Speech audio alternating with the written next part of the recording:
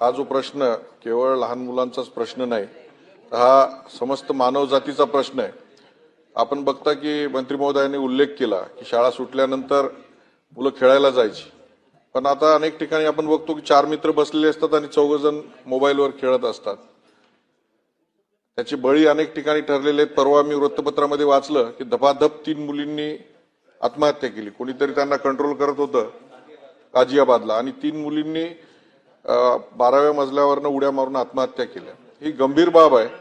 त्याचे केवळ लहान बालकच नाही तर मोठे माणसं सुद्धा बळी ठरत आहेत। आपल्या सभागृहातले एक सदस्य इथं ऑनलाईन असताना त्यांचं मंत्रिपद काढून घेतलेलं आहे। अनेक घटना घडत आहेत।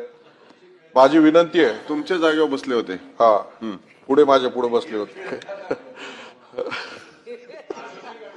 माझी विनंती आहे मंत्री महोदय की ज्या पद्धतीने सिव्हिक सेन्ससाठी आपण नागरिक शास्त्र शिकवतो, त्या पद्धतीनं ही डिजिटल लिटरसी शालेय शिक्षणामध्ये असणं गरजेचं आहे। शालेय मंत्री सुद्धा उपस्थित आहे, तर ही डिजिटल लिटरसी आपण शालेय शिक्षणामध्ये कंपल्सरी लागू करणार आहात का?